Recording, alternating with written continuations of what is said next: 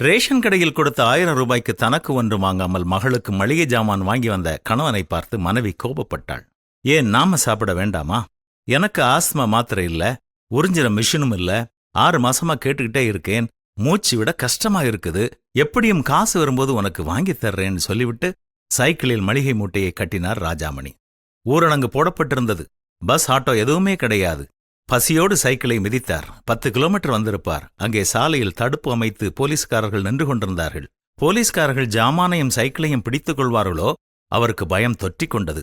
அவர் அருகே சென்றபோது ஒரு போலீஸ்காரர் இவரை தடுத்து நிறுத்தினார். ரேஷன் கடையில் கொடுத்த 1000 ரூபாய்க்கு மகளுக்கு மளிகை ஜாமான் வாங்கி போவதாக சொன்னதும் போலீஸ்காரர், ஊர்ல தடை போட்டிருக்காங்க தெரியாதா என்று கேட்டார். அதற்கு இவர், தெரியாதுங்கய்யா, மருமகனுக்கு வேற வேலை இல்ல, அங்க 4 உசுறு சோத்துக்கு இல்லாம கஷ்டப்படுமே, அதனால போய் கொடுத்துட்டு வந்துடலாம்னு பார்த்தேன்னு சொன்னார். உடனே அவர் ஒரு சாப்பாடு பொட்டலத்தை கொடுத்து அவரை சாப்பிடச் சொன்னார்.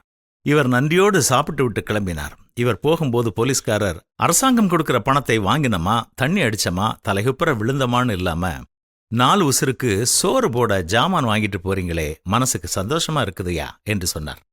மகள் வீட்டுக்கு போனதும் பேரன்கள் ஓடி வந்து கட்டி கொண்டார்கள். மகள் அவர் வாங்கி வந்த பொருட்களை உள்ளே வைத்துவிட்டு அவரை சாப்பிடச் சொல்ல இவர் வழியில் சாப்பிட்ட கதையைச் சொன்னார். இவர் விடைபெறும்போது மகள் ஒரு பையோடு வந்தாள். அப்பா, பையில கொஞ்சம் பழங்கள் இருக்கு, எடுத்துட்டு போய் அம்மாட்ட கொடுங்கப்பா.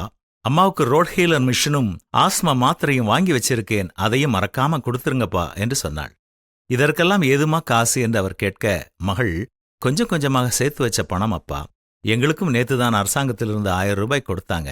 நேத்து நைட்டு உங்க மாப்பிள்ளை சொல்லிட்டாரு, உங்க அப்பா அம்மாவுக்கு கொடுத்துடு, நமக்கு ஏதாவது வேலை செஞ்சு சம்பாரிச்சுக்கலாம், வயசானவங்க என்ன பண்ணுவாங்கன்னு சொன்னாருங்கப்பா என்று சொல்லி அவர் கையிலே 1000 ரூபாய் கொடுத்தாள்.